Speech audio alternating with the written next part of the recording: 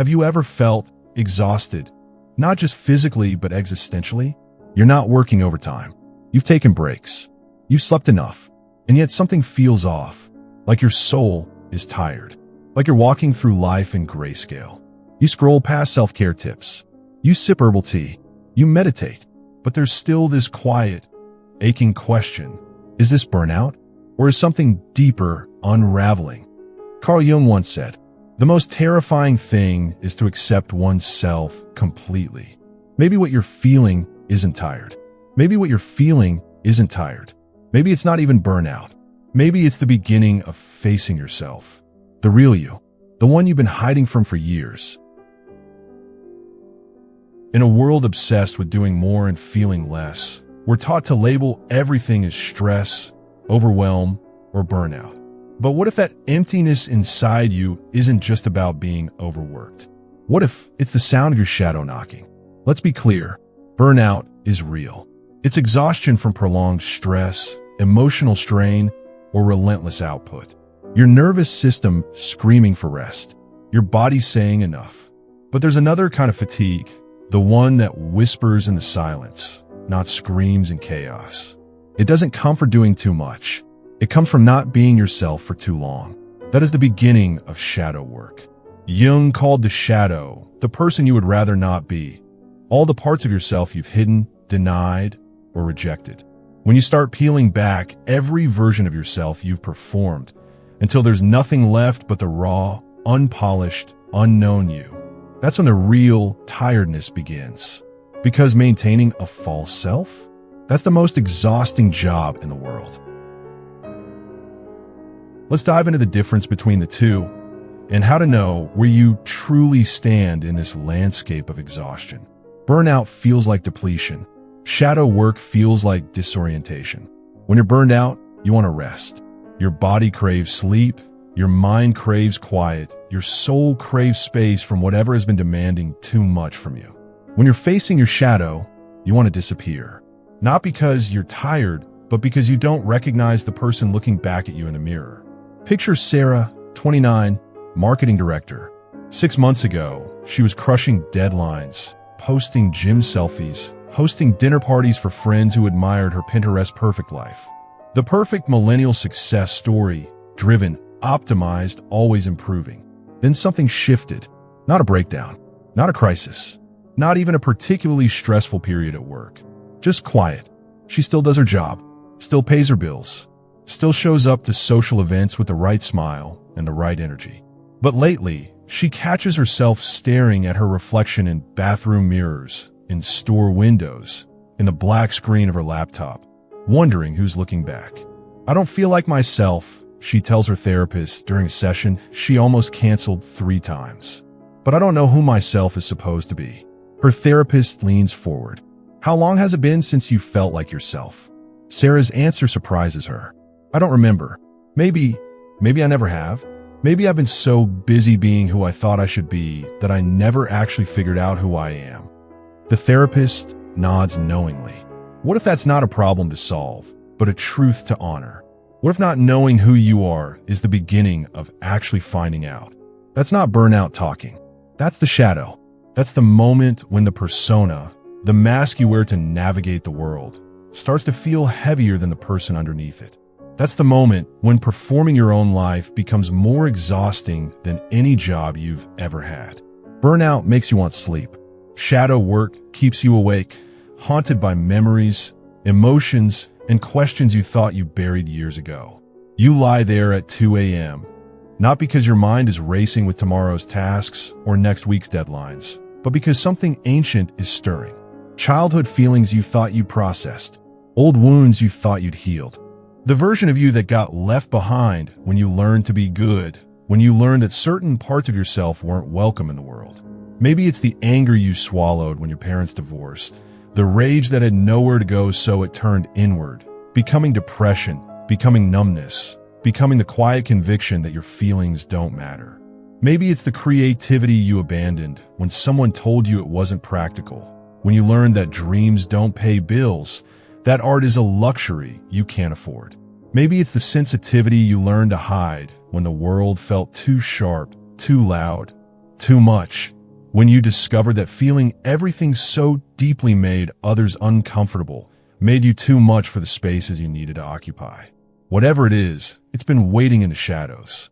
And now, for reasons you can't quite name, it's demanding attention. Burnout is caused by external overload. Shadow work begins with an internal implosion, the collapsing of who you thought you were. Burnout has clear triggers: too many deadlines, toxic workplace, relationship stress, financial pressure. Remove the stressor, and the symptoms improve. Shadow work triggers from the inside out. You might be living your best life on paper, stable job, loving relationship, healthy habits, and still feel like something fundamental is missing. Like you're performing your own life instead of living it. And here's the real difference that no one talks about. Burnout is cured by slowing down. Shadow work deepens when you stop running altogether. Pause here and take a breath. Is this what you've been carrying all along? If you've been journaling, reflecting, facing childhood wounds, trying to forgive, working on yourself for months or years, but still feel like something inside you has died, like the old version of yourself has disappeared and nothing has replaced it yet. You're not failing. You're facing. You're not broken. You're becoming. And this is the part no one talks about in healing. The part that doesn't make it into the Instagram posts about self-love and growth. The emptiness that comes after the pain. The sadness that comes after the breakdown. The profound disorientation that comes after you stop pretending to be someone you're not. Because that sadness, that emptiness, that's not depression in a clinical sense. It's rebirth. But first, you must survive the silence. First, you must learn to exist in the space between who you were and who you're becoming. Jung called this process individuation, becoming who you truly are, not who you think you should be, not who others expect you to be, not who would be easiest or safest or most acceptable. It's the psychological journey toward wholeness, toward integrating all the scattered pieces of yourself into something authentic and complete. And it rarely feels like progress. It feels like death, the death of every false self you've ever constructed. Meet the second story that illustrates this difference. David, 32, software engineer. 3 years into therapy, 2 years of meditation, 1 year of consistent journaling. Everyone tells him he's doing the work. His friends admire his commitment to growth. His family is proud of how self-aware he's become. But lately, he feels like he's disappearing. His old jokes don't land anymore because they weren't really his jokes. They were what he thought people wanted to hear. His career goals feel hollow because they were built on what he thought success should look like, not what actually brought him alive.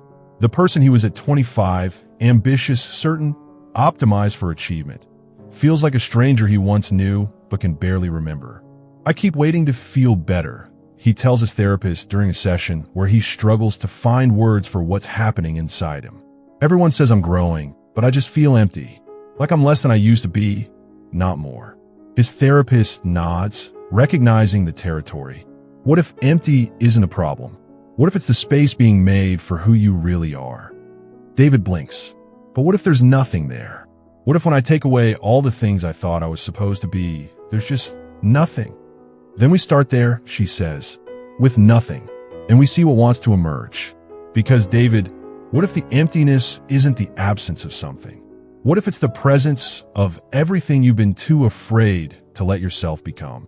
David sits with that for a long moment. But what if I don't like what emerges? What if the real me is someone no one can love? Then we'll find out, she says gently. But consider this. You spent 32 years being someone you thought others could love, and you feel empty. Maybe it's time to risk being someone you can love and see who stays.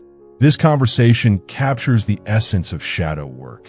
The terrifying, liberating moment when you realize that the person you've been trying so hard to be might not be the person you actually are. Why you feel hollow even after progress. Why growth sometimes feels like losing everything you thought you knew about yourself. Because healing isn't linear. Shadow work doesn't look like healing. It looks like losing. You're losing the self you built to survive, to be liked, to be safe, to belong in a world that often punishes authenticity. Carl Jung taught us, One does not become enlightened by imagining figures of light, but by making the darkness conscious. This is that moment. The moment when the spiritual bypass stops working, when the positive thinking feels toxic, when the self-help books gather dust because they're trying to fix a problem you don't actually have. When your laughter feels forced because the things that used to amuse you don't match who you're becoming. When your dreams shift from achievement to meaning, from having to being, from more to enough. When your identity crumbles like old paper in water, dissolving into something unrecognizable, and you finally meet yourself, not the curated version, not the Instagram story, not the resume or the dating profile or the version you present at family dinners, but the part that was hidden in the shadows, waiting. This is the descent Jung wrote about. The journey into what he called the unconscious, where all the rejected parts of yourself have been living, creating their own ecosystem in the dark. You thought you knew yourself. You had a story. I'm the responsible one. I'm a creative one. I'm the independent one. I'm the one who has it together. But slowly, that story starts to feel like a costume that no longer fits. And underneath the costume, that's where it gets interesting. You discover anger you didn't know you had. Grief that's been waiting decades for acknowledgement. Dreams you buried so deep you forgot they belonged to you. Aspects of your personality that you sacrificed on the altar of being acceptable. Maybe you were the wild child who learned to be quiet. Maybe you were the sensitive soul who learned to be tough. Maybe you were the dreamer who learned to be practical. Maybe you were the truth teller who learned to be polite. All of these rejected selves, they don't disappear. They wait in the shadow, growing stronger in the dark, until something happens that cracks your persona wide open and they come flooding back. This is why it hurts even when there's no crisis. Why you feel hollow even after years of what you thought was progress. Because healing isn't always about feeling better. Sometimes it's about feeling everything you've been avoiding. You're losing the self you built to survive, to be liked, to be safe, to get love, approval, success, belonging. You're letting go of what Jung called the persona, the mask you wear in public, the role you play to fit into society, the version of yourself that learned to be who others needed you to be. And the persona doesn't go quietly. It whispers, without me, you'll be rejected. Without me, you'll fail. Without me, no one will love you. It shows you evidence. Remember when you tried to be authentic and they laughed? Remember when you showed your real feelings and they left? Remember when you followed your dreams and failed? That's why you feel like something's wrong, when you start shedding layers of who you thought you were supposed to be. But here's the paradox that Jung understood. That emptiness you're feeling, that disorientation, that sense of being lost, that's what authenticity feels like before you remember how to live in it. Jung spoke of the transcendent function, the bridge between conscious and unconscious, between who you were and who you're becoming, between the life you've been living and the life that wants to live through you. But crossing that bridge means walking through the void first. The void where you're neither who you were nor who you're becoming, where you exist in the liminal space between identities, between stories, between versions of yourself. This isn't a detour. It's the descent before integration. It's the dark night of the soul that precedes the dawn of authentic selfhood. If this part hits something in you, keep going. The next few minutes might feel like a mirror. The shadow isn't evil. It's not your dark side in some dramatic, villainous sense. It's not the parts of you that want to do harm or cause destruction. It's simply the parts of you that didn't fit the story you learned to tell about yourself. The parts that were too intense, too much, too inconvenient for the life you thought you were supposed to build. The anger you were taught to hide because good girls don't get angry. The creativity you were told wasn't practical because artists starve. The sensitivity that made others uncomfortable because you're too emotional. The wildness that didn't fit in tidy boxes because that's not professional. The neediness you learned to be ashamed of because independence is strength.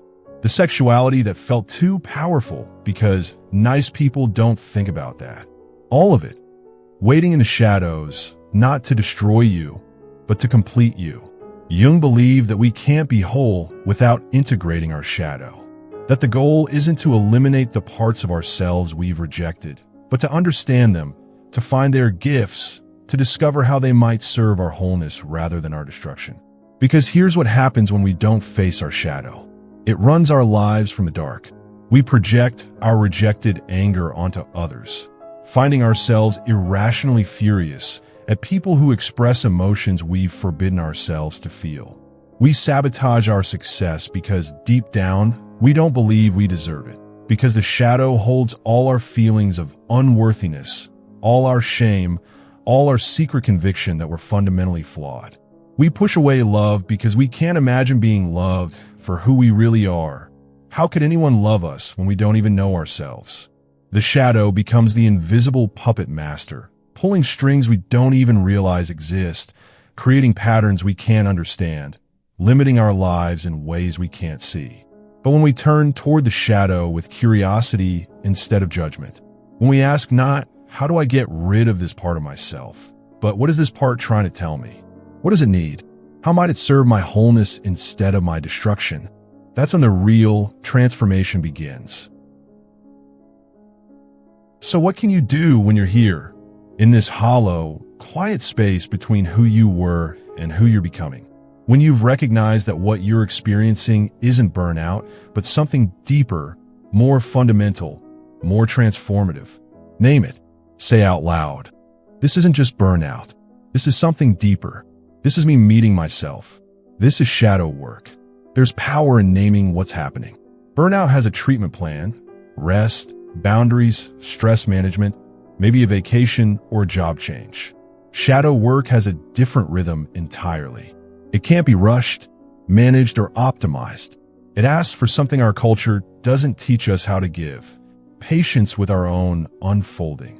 When you name it as shadow work, you give yourself permission to stop trying to fix it and start learning to be with it. Let be unclear. Healing isn't neat.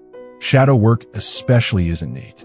Sometimes you won't know what step you're on, and that's not only okay, it's necessary. Jung himself said the unconscious doesn't follow our timelines, our logic, our need for progress to be linear and measurable.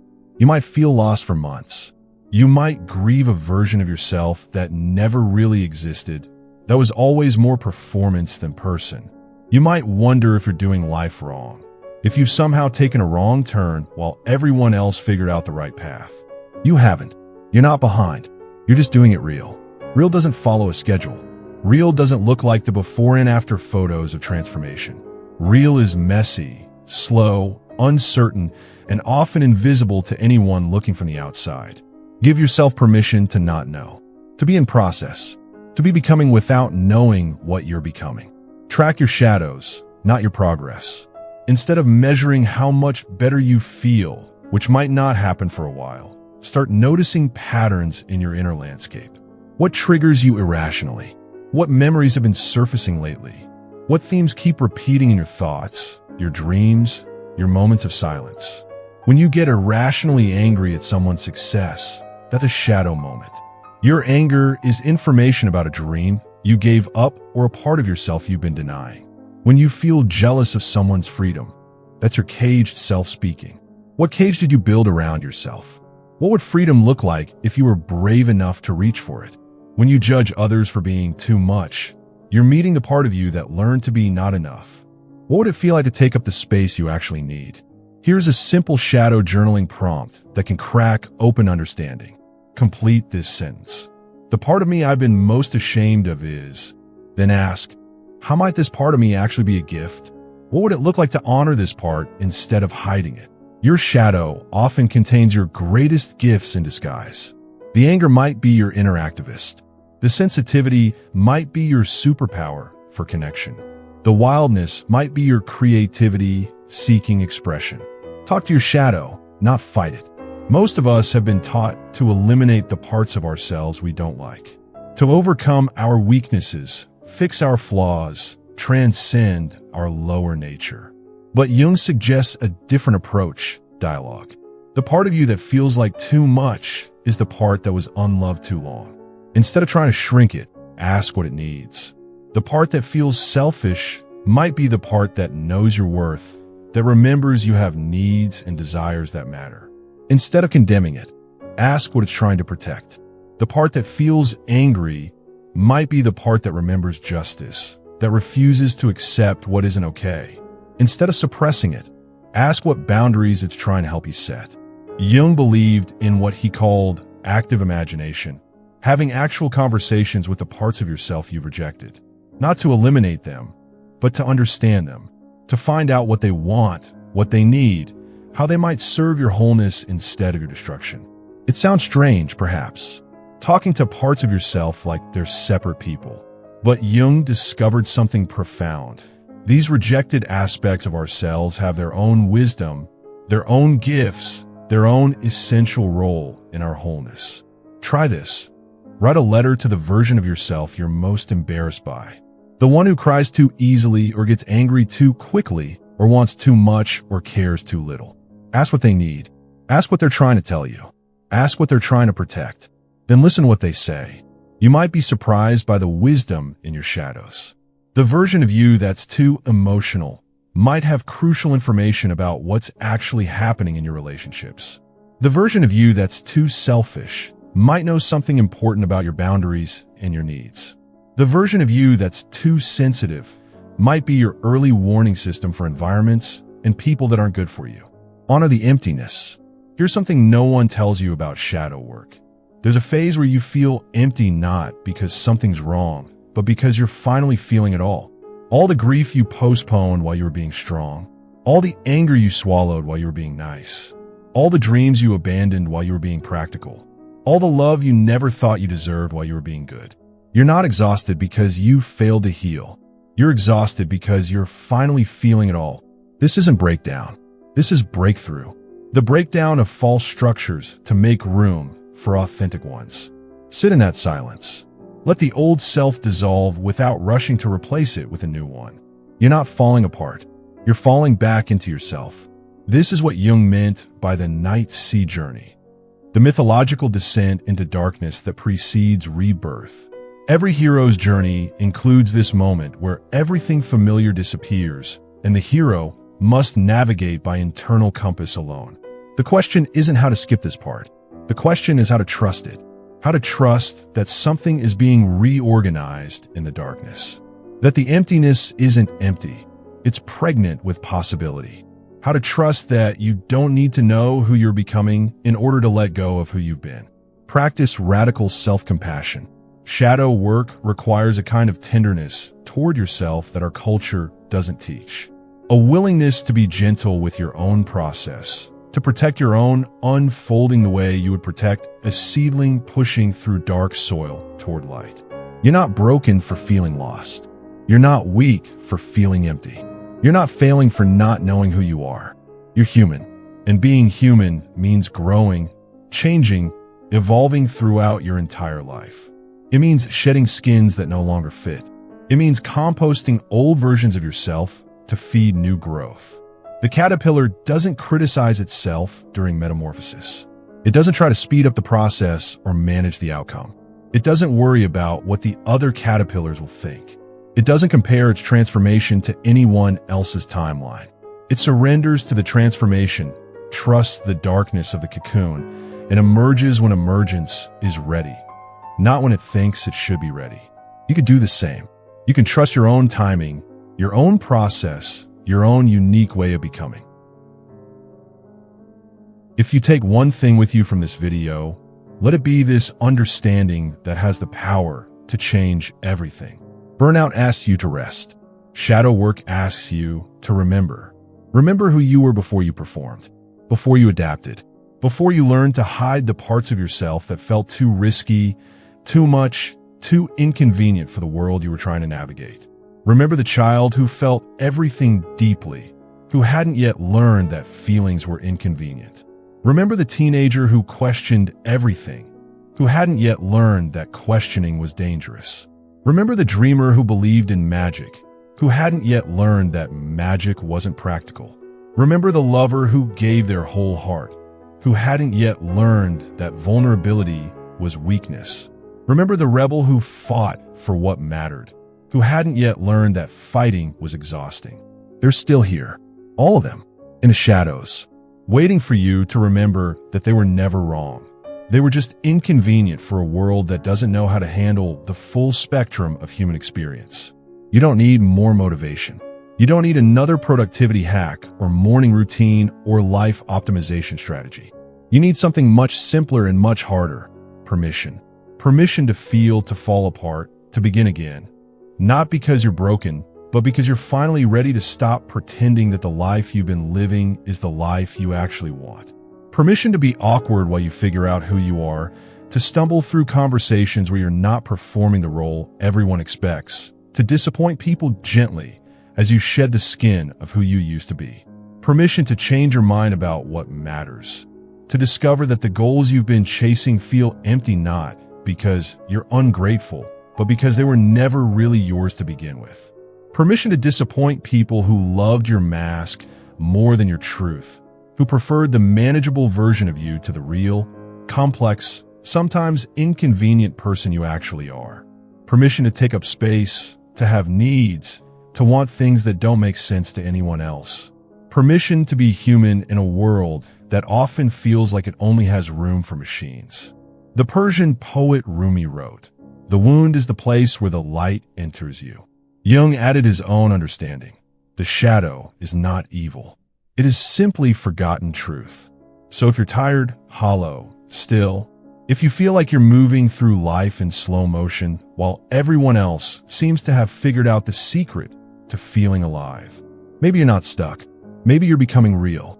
And real takes time.